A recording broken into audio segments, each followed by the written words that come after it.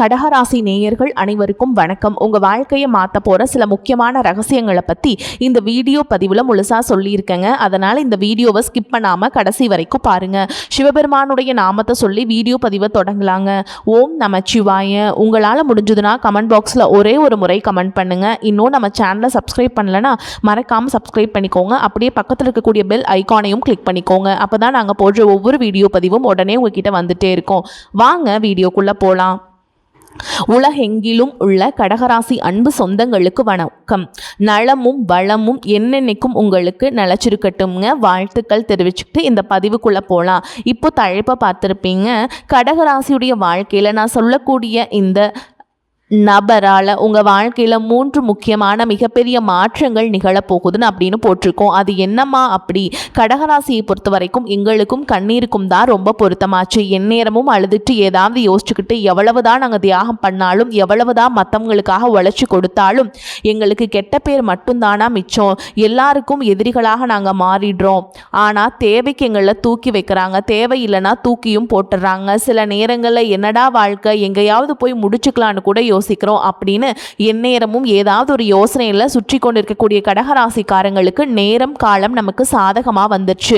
யார் என்ன சொன்னா என்ன, இனி நமக்கான அதிர்ஷ்ட காத்து வீச போகுது. அது என்னங்கிறத பார்க்க போகிறோம். கடகராசிக்காரங்களே, உங்களுடைய அதிர்ஷ்டம் அப்படிங்கிறது பணம் மட்டும் இல்லைங்க. சரியான நேரத்தில் சரியான மனுஷங்களை கடவுள் உங்கள் வாழ்க்கையில் அனுப்புறதும் தான். ஸோ அந்த வகையில் தான் உங்களுக்கு மிகப்பெரிய அதிர்ஷ்டம் இப்போ காத்துக்கிட்டு இருக்கு.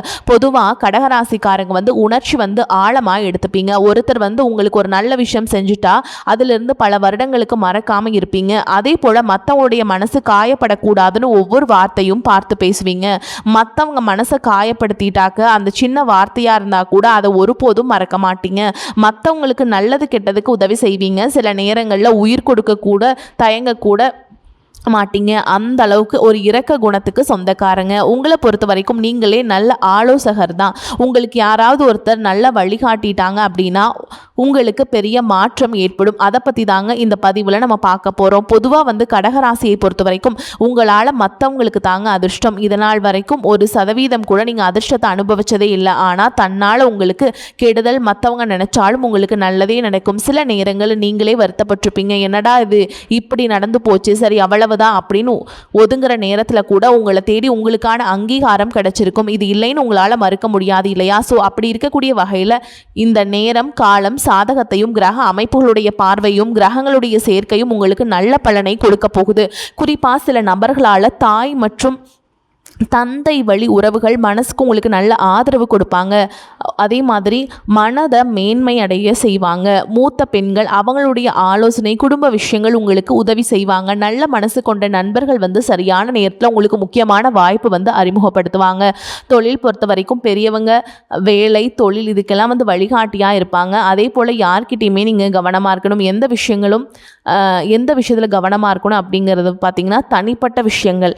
அந்த விஷயத்தை எக்காரணத்துக்கு யார்கிட்டையுமே பகிரக்கூடாது. குறிப்பாக பணம் சம்பந்தப்பட்ட விஷயங்களில் எழுத்துப்பூர்வமான ஆதாரம் இல்லாமல் யார் மேலையும் நம்பிக்கை வைக்காதீங்க. எது செஞ்சாலும் சரி ஒரு முறைக்கு பல முறை 100 வாட்டி கூட யோசிங்க.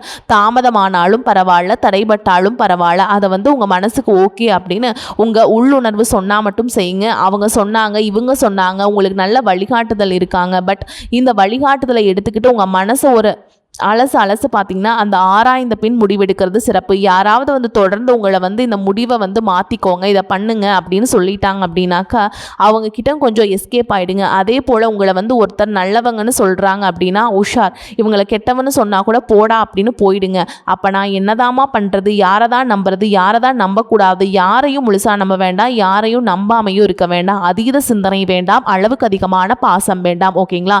அதே போல் அதிகப்படியான இரக்கம் வேண்டாம். உங்களுடைய மனப்பான்மை கொஞ்சம் மாற்றிக்கணும். மனதளவில் கொஞ்சம் ஸ்ட்ராங் ஆகணும். அதுக்கெல்லாம் வழிகாட்டுதல் தான். சில உறவுகள் சில நபர்கள் தெய்வம் அனுப்பி வச்சிருக்கு. அவங்க உங்கள் வாழ்க்கையில் ஒரு வழிகாட்டுதலாக எடுத்துக்கிட்டீங்க அப்படின்னாக்கா உங்களுடைய வாழ்க்கை பயணம் அப்படிங்கிறது சிறப்பாக மாறும். ஸோ அதை பற்றி தான் இந்த பதிவில் முக்கியமாக நம்ம பார்க்க போகிறோம். இப்போ இந்த நிலையை பொறுத்த வரைக்கும் கோச்சார கிரகங்கள் உங்களுக்கு எப்படி சாதகமாக இருக்காங்கன்னு பார்த்தீங்கன்னாக்கா கடகத்தை முதலிடமாக வச்சுக்கிட்டோம் அப்படின்னா சூரியன் 1ஆம் இடத்துலையும் புதன் 1ஆம் இடத்துலையும் குருவும் அந்த 1ஆம் இடத்துலையும், அதாவது சூரியன் புது குரு இந்த 3 பேரும் உங்கள் ராசியிலேயே உட்கார்ந்துருக்காங்க. சுக்கிரனை பொறுத்த வரைக்கும் 3ஆம் இடம், சனியை பொறுத்த வரைக்கும் 9ஆம் இடம், ராகுவை பொறுத்த வரைக்கும் 8ஆம் இடம், கேதுவை பொறுத்த வரைக்கும் 2ஆம் இடம், செவ்வாயை பொறுத்த வரைக்கும் 12ஆம் இடம்.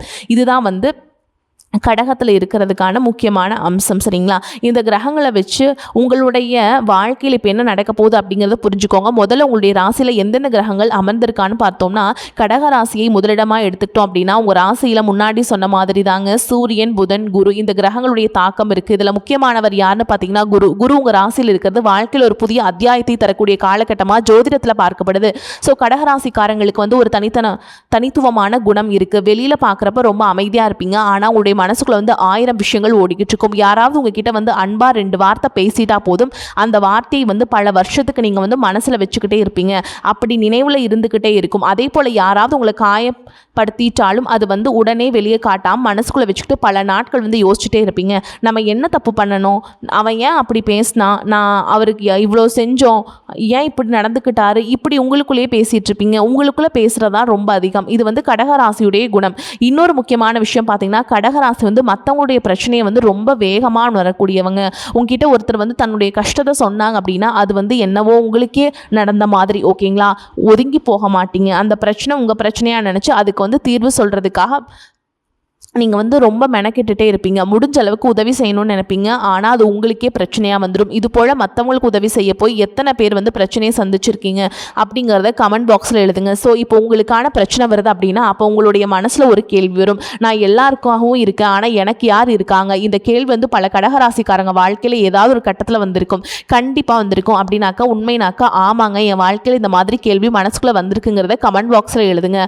அதனால தான் உங்களுக்கு இப்போ வரக்கூடிய மிகப்பெரிய மாற்றம் அப்படிங்கிறது பணம் மட்டும் கிடையாது, மனசுல ஒரு தெளிவு வரப்போகுது. யார் உண்மையானவங்க, யார் தேவைக்காக மட்டும் நம்ம கிட்ட வராங்க, யாரை நம்பலாம், யார்கிட்ட எல்லாத்தையும் சொல்லலாம், யார்கிட்ட எல்லாத்தையும் சொல்லக்கூடாது, இப்படி கொஞ்சம் கொஞ்சமா உங்களுக்கு புரிய ஆரம்பிக்க போகுது.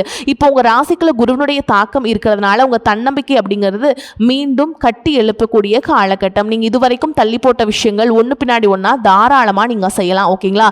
குரு வந்து நல்ல நிலையில் இருக்காரு அப்படிங்கிறதுனால எல்லாத்தையும் கண்மூடித்தனமாகவும் நம்பக்கூடாது. அது ஏன்னு கேட்டீங்கன்னாக்கா உங்களை பொறுத்த வரைக்கும் 8ஆம் இடத்துல ராகுவுடைய தாக்கமும் 2ஆம் இடத்துல கேதுவுடைய தாக்கமும் இருக்கு. இதனால பணம் சம்பந்தமான விஷயங்கள்ல அவசரம் காட்டக்கூடாது. யாராவது வந்து உடனே பணம் போடுங்க, பெரிய லாபம் கிடைக்கும் அப்படின்னு சொன்னா கூட விசாரிச்சு பின்னாடி முடிவெடுங்க. ஏன்னா நீங்க வந்து இந்த மாதிரிலாம் தவிர்க்கிறது ரொம்ப சிறப்பு. ஓகேங்களா? குடும்பத்தில் பேச்சுவார்த்தைகளில் கவனம் தேவை. நீங்கள் சொல்கிறது ஒரு வார்த்தை அது வந்து மற்றவங்க வேறு விதமாக எடுத்துப்பாங்க. இந்த சூழல் வரும். ஓகேங்களா? ஆல்ரெடி வந்து சந்திச்சிருப்பீங்க கடகராசிக்காரங்க. நம்ம ஒன்று சொல்ல போய் அது வேறு மாதிரி போய் பிரச்சனை வந்திருக்கும். அதுலேயும் கவனமாக இருங்க. அதே போல் கோபத்தில் பேசாதீங்க, யோசிச்சு பேசுங்க. அது ரொம்ப ரொம்ப நமக்கும் நல்லது, நம்ம சுற்றி இருக்கவங்களுக்கும் நல்லது. அதே போல் 9ஆம் இடத்துல சனியுடைய தாக்கம் இருக்கிறதுனால அதிர்ஷ்டத்தை மட்டும் எதிர்பார்க்காம உழைப்பை வந்து தொடர்ந்து பண்ணணும். எனக்கு நல்ல காலம் வந்துருச்சு, இனிமேல் வந்து நான் எதுவும் செய்ய மாட்டேன் அப்படின்னும் விடக்கூடாது. எனக்கு நல்ல காலம் வந்துருச்சு, இனிமேல் வந்து ரொம்ப உழைக்க போகிறேன் அப்படின்னும் பண்ணக்கூடாது. அளவாக திட்டம் போட்டு நேரம் காலத்தை சரியாக பயன்படுத்தணும். ஓகேங்களா? கடகராசிக்காரங்களே, உங்களுக்கான கதவு திறந்துருச்சு. ஏன்னா அந்த கதவு வழியாக நடந்து போகிறதுக்கு நீங்கள் ரெடியாக இருக்கணும். இதுதான் இந்த காலத்துக்கட்டத்தினுடைய மிக முக்கியமான செய்தி. செவ்வாய் வந்து 12ஆம் இடத்துல தாக்கத்தை ஏற்படுத்துகிறார். தேவையில்லாத செலவும் வரும், அவசர முடிவும், குழப்பம், இந்த மாதிரி விஷயங்களில் ஒழுக்கம் தேவை. ஓகேங்களா? வெளிநாடு, தொலைதூர பயணம், வெளியூர் பயணம், இந்த மாதிரி விஷயங்களை முயற்சி செய்கிறீங்க அப்படின்னாக்கா வாய்ப்புகளை வந்து ஆராய்ந்து பார்த்து நீங்கள் பண்ணுங்க. ஓகேங்களா? ஆவணங்களை சரியாக பார்க்காம யாரையும் நம்பி பணம் கொடுக்கறதோ, யாரையும் நம்பி போகிறதோ, மற்றவங்களுக்கு ஜாமீன் கையெழுத்து போடுறதோ, இந்த மாதிரி விஷயங்களை கவனமாக இருக்கணும்.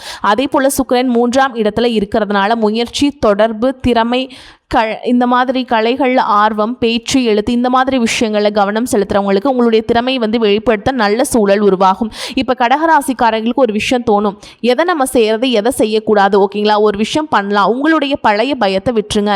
என்னால் முடியுமா, அந்த கேள்வி வரக்கூடாது. நான் தோத்துட்டா என்ன செய்கிறது அப்படின்னு நினைக்கக்கூடாது. மற்றவங்க என்ன சொல்லுவாங்க, இதெல்லாம் யோசிச்சுட்டு இருந்தீங்கன்னா வாய்ப்புகள் வந்து வாசப்படியே நின்னாலும் அது வந்து ஒன்றும் பண்ண முடியாது, நம்மளை தாண்டி போயிடும். ஓகேங்களா? இப்போ உங்களுக்கு தேவைப்படுறது ஒன்றே ஒன்று தான், ஆவேசம் இல்லாமல் தெளிவான முடிவு. அதுதான் உங்களை வந்து பலமாக மாற்ற போகுது.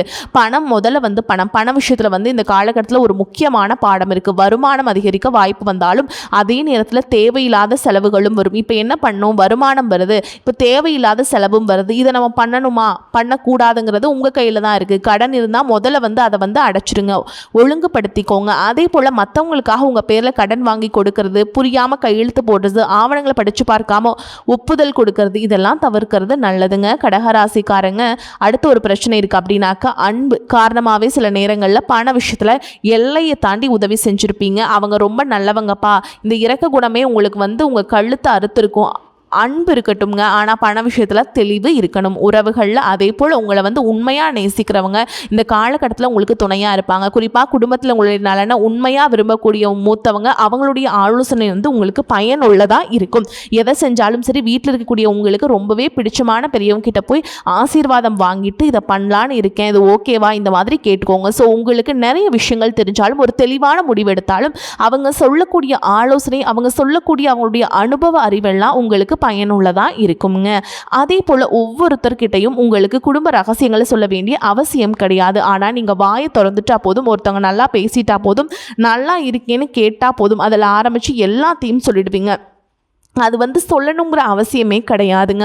உங்களுடைய வாழ்க்கையில் நடக்கக்கூடிய நல்ல விஷயங்களை எல்லார்கிட்டையுமே உடனுக்குடன் சொல்லாமல் அது முடிஞ்ச பின்னாடி பகிர்வது பல நேரங்களில் பாதுகாப்பானது.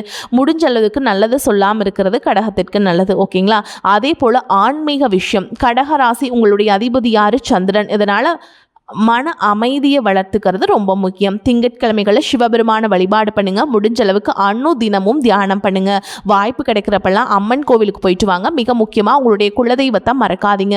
மாதத்திற்கு ஒரு முறையாவது குலதெய்வத்தை நினச்சி வழிபாடு செய்கிறது. முடிஞ்ச அளவுக்கு அடிக்கடி கோவிலுக்கு போயிட்டு தரிசனம் பண்ணுறது, நல்ல ஆன்மீக பழக்கத்தை வளர்த்துக்கோங்க. திங்கட்கிழமை காலையில் அல்லது மாலையில் அமைதியாக உட்கார்ந்து ஓம் நமச்சிவாய அப்படிங்கிற மந்திரத்தை அமைதியாக ஒரு 108 முறை இல்லைன்னா 1008 முறை சொல்லி மனசை வந்து ஒருமுகப்படுத்திக்கிறது பார்த்துக்கோங்க. மற்றவங்களுக்கு முடிஞ்ச அளவுக்கு உணவு வழங்குறது, உதவி தேவைப்படுறவங்களுக்கு மட்டும் உதவி செய்கிறது, இந்த மாதிரி விஷயங்கள் எல்லாம் தொடர்ந்து பண்ணிட்டு வாங்க.